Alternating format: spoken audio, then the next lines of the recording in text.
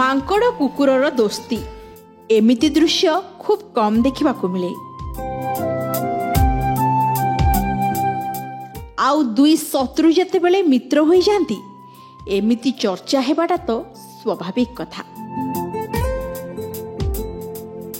ତେବେ କୁହାଯାଏ ସମାଜର ଶ୍ରେଷ୍ଠ ପ୍ରାଣୀ ମଣିଷ।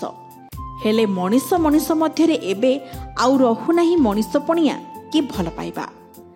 କଥା କଥାରେ ବଢ଼ୁଛି ହିଂସା ଆଉ କ୍ରୂରତା। ମଣିଷ ସ୍ୱାର୍ଥପର ହୋଇ ଏବେ ଅର୍ଥ ପାଇଁ ଅନ୍ଧ ହୋଇଯାଇଛି। ନିଜର ଲୋକଙ୍କୁ ବି ଭୁଲି ଯାଉଛି। ତେଣୁ ମାନବିକତାକୁ ଭୁଲି ଅମଣିଷ ପାଲଟି ଯାଉଛି। ସବୁଠି ଚାଲିଛି ଖାଲି ସ୍ୱାର୍ଥର ହିସାବ। କହିବାକୁ ଗଲେ ଦୟା, କ୍ଷମା, ସାହାଯ୍ୟ, ସହାନୁଭୂତି, ଭଲ ପାଇବା ଠାରୁ ଦୂରେଇ ଯାଇ ମଣିଷ ଦିନକୁ ଦିନ ଯେମିତି ପଶୁ ପାଲଟି ଯାଉଛି।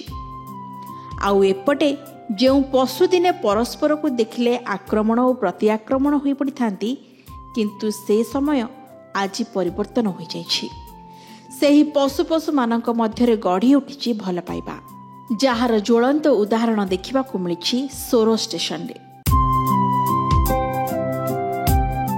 ଦେଖନ୍ତୁ ଏହି ହୃଦୟସ୍ପର୍ଶୀ ଦୃଶ୍ୟକୁ। ମାଙ୍କଡ଼ ଓ କୁକୁର କେମିତି ଖେଳୁଛନ୍ତି। ମାଙ୍କଡ଼ ଓ କୁକୁର ହେଉଛନ୍ତି ଶତ୍ରୁ, କିନ୍ତୁ ଏଠାରେ ଦେଖିବାକୁ ମିଳିଛି ବ୍ୟତିକ୍ରମ। ମାଙ୍କଡ଼କୁ କୁକୁର ଦେଖିଲେ ଜମା ବି ସହିପାରେନି, କିନ୍ତୁ ଏ ଦୁହିଁଙ୍କ ସ୍ନେହ ଓ ଭଲ ପାଇବା ଦେଖିଲେ ଲାଗୁନି ଏମାନେ ପରସ୍ପରର ଶତ୍ରୁ ହୋଇଥିବେ ବୋଲି। ଏ କୁକୁର ଓ ମାଙ୍କଡ଼ ଖେଳୁଥିବାର ଦୃଶ୍ୟ ସତରେ ସମସ୍ତଙ୍କୁ ଆକୃଷ୍ଟ କରିଥିଲା। ଉଭୟ ଭିନ୍ନ ଜାତିର ହୋଇଥିଲେ ସୁଦ୍ଧା ଉଭୟଙ୍କ ଭିତରେ ଅନାବିଳ ଭଲ ପାଇବା ଦେଖିବାକୁ ମିଳିଥିଲା। ଏ ଦୃଶ୍ୟରେ ମାଙ୍କଡ଼ଟି ଏକ ବିସ୍କୁଟ ଧରିଥିବା ଆପଣମାନେ ଦେଖିପାରୁଥିବେ। କୁକୁରଟି ମାଙ୍କଡ଼ଠାରୁ ବିସ୍କୁଟକୁ ଛଡ଼ାଇବାରେ ଲାଗିପଡ଼ିଛି, କିନ୍ତୁ ଖାଦ୍ୟ ପାଇଁ ଝଗଡ଼ା କରୁନାହାନ୍ତି ଏମାନେ। ଉଭୟ କୁକୁର ଓ ମାଙ୍କଡ଼ ଖୁସିରେ ଖେଳୁଛନ୍ତି। ଏ ଦୃଶ୍ୟକୁ ଯାତ୍ରୀମାନେ ନିଜ ମୋବାଇଲରେ କଏଦ କରିଥିବା ଦେଖିବାକୁ ମିଳିଛି। ସୂଚନା ଥାଉ କି ମାଙ୍କଡ଼ ଓ କୁକୁର ଖେଳୁଥିବାର ଏ ଦୃଶ୍ୟ ସୋର ଷ୍ଟେସନରେ ଦେଖିବା ପରେ ଯାତ୍ରୀମାନେ କିଛି ସମୟ ଅଟକି ଯାଇଥିଲେ।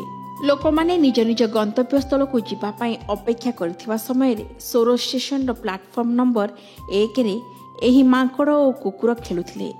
ଲୋକମାନେ ଏ ସୁନ୍ଦର ଦୃଶ୍ୟର ଭିଡ଼ିଓ କରିବାରେ ଲାଗିପଡ଼ିଥିଲେ। ଦିନକୁ ଦିନ ମଣିଷ ବନ୍ଧୁତ୍ୱର ସମ୍ପର୍କକୁ ଭୁଲି ଯାଉଛି, କିନ୍ତୁ ଏହି ଜୀବଜନ୍ତୁଙ୍କ ମଧ୍ୟରେ ଯେଉଁ ଭଲ ପାଇବା ଦେଖିବାକୁ ମିଳିଛି ତାହା ସତରେ ହୃଦୟସ୍ପର୍ଶୀ।